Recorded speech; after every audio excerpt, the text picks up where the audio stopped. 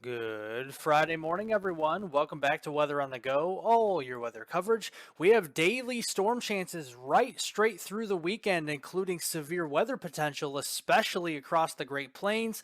And then a major heat wave into next week, especially if you live across the Mississippi Valley. How hot will temperatures get? We'll get into those details. And then we'll look ahead to the long range forecast. Severe weather is in the Great Plains for now, but could it be shifting north? The Midwest is quiet, but for how long? We'll get into those details later on in today's video. But looking at today, the very active subtropical jet prevails across the southern United States here, and a little bit of a trough across the Pacific Northwest is helping to enhance the flow across the Rockies. And here we go again with more severe weather. In fact, a enhanced risk for severe storms down into southeastern New Mexico and far west Texas, getting in towards this afternoon and this evening. That's a level 3 out of 5 on the scale, and also a slight risk farther to the north across southeastern Montana, northeastern Wyoming, getting into western parts of South Dakota, western portions of Nebraska, and northeastern Colorado as we get through later on today. Walking you through the impacts, well, we do have a significant hatched risk for hail, which means 2-inch or larger diameter hailstones will be possible across eastern New Mexico, getting into far west Texas near the Roswell area, Hobbs, New Mexico.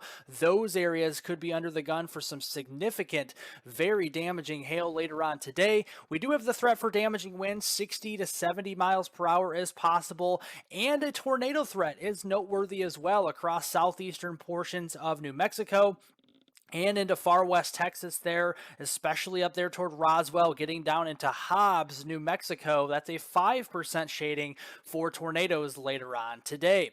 So timing this out, much of the morning should be quiet. We don't have anything to worry about, maybe a shower, maybe a thunderstorm, right straight through the noon, 1 o'clock time frame, Central Daylight Time this afternoon. But as we get through peak daytime heating, again, after 3 p.m. Central Daylight Time, just like we saw the past several days, will light up the radar with lots of scattered supercells from portions of southeastern Montana down through Wyoming here, the front range of the Rockies here into central and eastern Colorado. And then the more intense storms could be reserved for areas down into eastern New Mexico and west Texas getting in through this evening. Those will persist through the evening hours, and then by the time we get into midnight on your Saturday morning, these storms will start to fizzle out as we lose the daytime heating after the sun does set. So as we get towards the midnight time frame and then thereafter, the storms will start to settle down across the portions of the western high plains. But going into this weekend, the pattern remains the same. We have the subtropical jet again, very strong down here across the southern plains, all the way down into Texas and northern Mexico, and a little bit of a branch of the trough moving down across the northwestern United States Saturday and into Sunday. So you guessed it, the very same areas will be under the gun for more severe weather, again, across portions of the western Dakotas, eastern Montana, eastern Wyoming, all the way southbound into eastern New Mexico and west Texas on Saturday. And again, much of the same areas into the Great Plains states as we go into Sunday. Those days, mainly a low-end severe threat, just a 1 out of 5 on the scale. That is a marginal risk, but we will be keeping an eye on this. Some more enhanced severe weather potential. An upgrade to a slight risk could be possible in later updates. We'll have to see what the Storm Prediction Center decides to do with that. But nonetheless, even if you don't see severe weather, the rainfall will be beneficial in these areas. Total rainfall accumulation today through Tuesday, May 30th, we will be seeing some good rains, especially into West Texas, getting up into the western high plains, all the way into the western Dakotas, western portions of Nebraska, western Kansas, decent rains up here as well into Montana. Widespread 1 to 2 inches of rain, even some higher amounts will be possible. We do have a little bit of a tropical feature across the Carolinas and Virginia, getting some decent rains there, especially into the eastern Carolinas. We could be seeing well over 3, if not 4 inches inches of rain, especially there from Myrtle Beach up there toward the Raleigh region there in North Carolina going into early next week. And this will, though, be helping the drought. Not so much across the east here, but we are going to be seeing the drought starting to get chipped away here day after day with the rainfall across the Great Plains, especially really needing that into western Kansas, western Oklahoma, and west Texas as we see the severe, extreme, and exceptional drought continuing. And hopefully we can see that get a little bit better in the days to come with the rainfall out there. But if you like today's video content, be sure to press the like button, the thumbs up button down below the video. It helps out more than you know. And if you are new to the channel and have not yet subscribed, be sure to subscribe down below. It's absolutely free, and you get daily weather forecast updates at 9 a.m. Central Daylight Time on this channel. It includes southern Canada, the United States, and the tropics on this channel as well. So be sure to press the subscribe button. I definitely appreciate that as well. But going through today, looking at the upper levels of the atmosphere, what is going on here? We have more of an omega block. We have a trough out west. We have another trough with a tropical entity here, or trying to become a tropical entity across the southeastern United States. But right in between, we have a ridge, and that is an omega block through the day today. But as we go into later on this weekend, and especially into next week, we're going to shift that to more of a Rex blocking pattern. And what this means is that a trough will move in across the southwestern United States, and then a ridge of high pressure and heat will be building across the northern United States into portions of southern Canada and the north central lower 48 here as we go into especially next week. And you can see that we have troughing underneath here across the southeast, the southern United States, and the southwest, with more of the ridging building across Canada there, especially southern Canada and the north central states, places like the northern plains, the upper Midwest, the Great Lakes, and New England on Sunday. And that really continues into early next week as we get into Tuesday, May 30th, to close out the month, especially even into Wednesday, May 31st. This pattern will continue. So looking at the temperatures today, not too shabby. Get outside and enjoy the cooler weather while we have it. We have widespread 70s, some decent 80s down here, middle 80s across East Texas, getting into the lower Mississippi Valley. We will start to heat up, though, as we get through later on this weekend. This is Sunday, May 28th. We'll bring the 80-degree line a little bit further to the north across Manitoba, Ontario, parts of the upper Midwest. We'll be introducing some low and middle 80s out there. Decent dry air, so I'm not too concerned about a big tropical air mass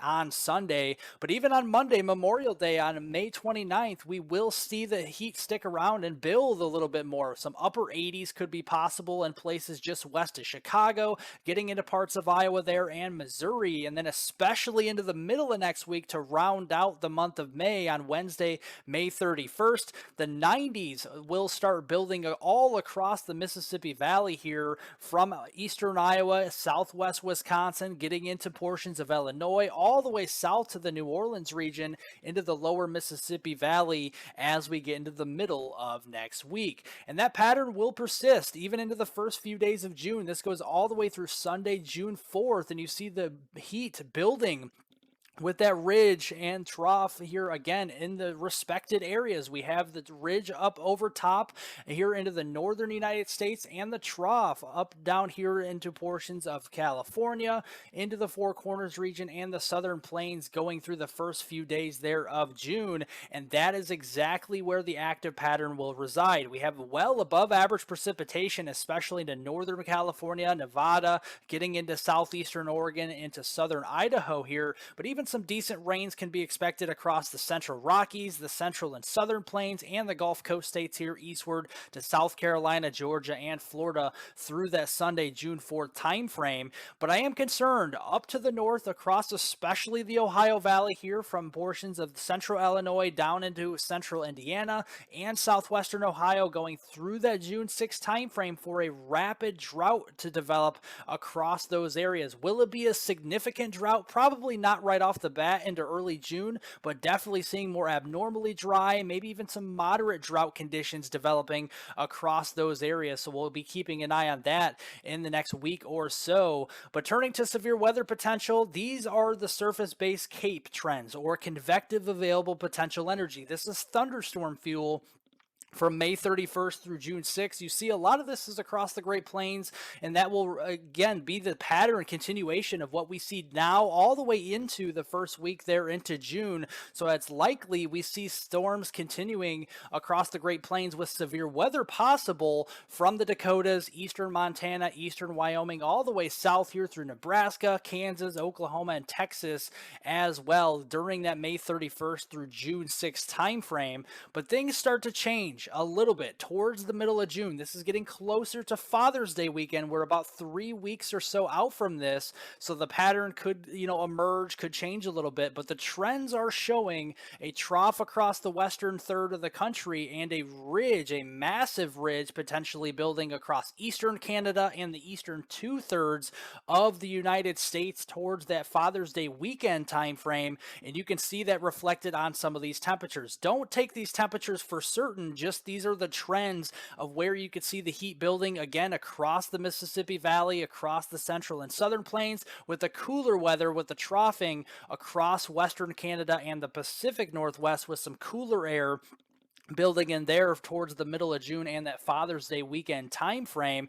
But I am concerned as that ridge builds across the eastern 2/3 of the country and the trough across the western third, we're going to have a pretty potent mid-level jet rounding the base of that trough and over top of that ridge there across the eastern United States. And this is concerning from a severe weather standpoint because the surface base instability trends are showing building instability and some stronger instability at that. Over probably 3,000 joules per kilogram will be possible up further to the north, places that haven't seen a lot of severe weather this season across Minnesota, Wisconsin, getting into Iowa, Illinois, and parts of the Ohio Valley towards the middle of June. Now, is this a slam dunk? Absolutely not. Things can change over the next couple of days, but this is a favorable derecho pattern where you have an anchored ridge of high pressure down here across the east. You have more of a progressive airflow clockwise around that high pressure.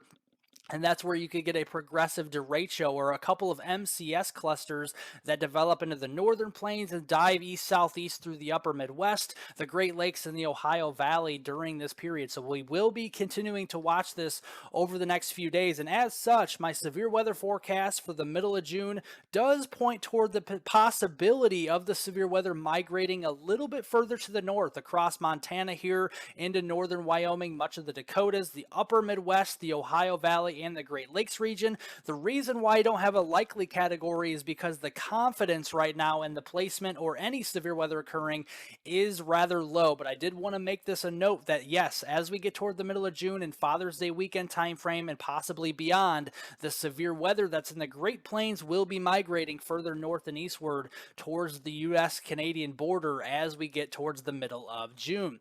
Well, if you want additional weather forecast updates, including this channel and this video, press the description down below.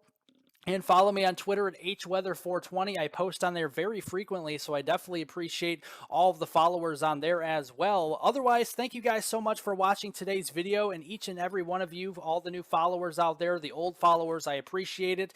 If you like today's video, press the thumbs up button down below. Leave any comments, questions, and concerns below. I'll get to those later on today. Subscribe to the YouTube channel if you're new, and hit the notification bell to get all of my daily weather forecast updates on this channel. Have a great Friday, everybody, a great holiday weekend, and I will see you all in the next video.